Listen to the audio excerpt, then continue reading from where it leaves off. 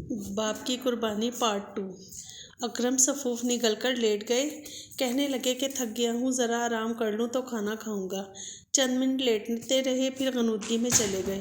میں سمجھی دفتر سے تھک کر آئے ہیں، نیند آ گئی ہوگی۔ کاشف اٹھ گیا تھا، میں اس کو دودھ پلا کر ساس کو تھما دیا اور کھانا گرم کرنے لگی۔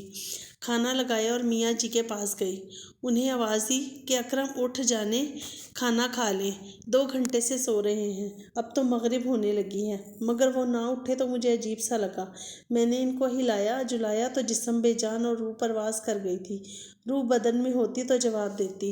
ان کا منہ بند تھا، آنکھیں بھی بند تھیں، بس تھوڑا سا خون ناک سے نکلا تھا۔ جسم تو برف کی طرح، سل کی طرح ٹھنڈا پڑ چکا تھا اور ہونٹ نیلے پڑتے جا رہے تھے۔ یا اللہ، یہ کیا ماجرا ہے! میں کلیجہ تھام کر رہ گئی۔ ساس کو آواز دی، اتنے میں سسر صاحب بھی دکان سے آ گئے۔ انہوں نے بیٹے کی نبض دیکھی، آنکھوں کے پپوٹے پلٹ کر دیکھے اور بولے، انا للہ و انا الیہ راجعون۔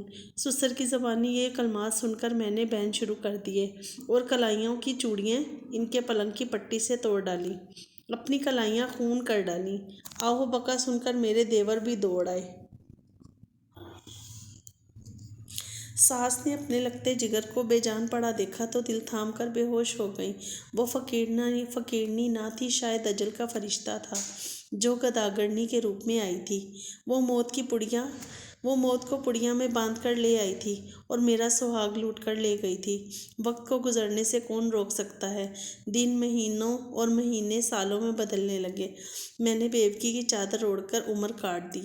آج کاشف ماشاءاللہ جوان ہے اور 2 بچوں کا باپ ہے، ہو بہو اپنے باپ کی شکل ہے۔ میں تو اس کی صورت دیکھ کر جیتی ہوں۔ کتنے طویل برس بیت گئے ہیں، مگر آج بھی یہ واقعہ نہیں بھولی، کبھی نہیں بھول سکتی کہ میں نے کیوں ایسی دعا مانگی تھی کہ اے خدا، ہم میں سے کسی کو بھی بے شک اٹھا لے مگر کاشف کو ٹھیک کر دے۔ باپ کو بیٹے سے پیار تھا، اجل نے قربانی کے لیے انہیں ہی منتخب کر لیا۔ وہ بیٹے پر قربان ہو گئے۔ کہتے ہیں کہ موت کا کوئی بدلہ نہیں بن سکتا، مگر وہ تو بیٹے کی زندگی کا بدلہ بن کر چلے گئے۔ حیرت کی بات یہ ہے کہ جس دن میرے میاں فوت ہوئے، اس دن کے بعد پھر کبھی کاشف کو دورہ نہیں پڑا۔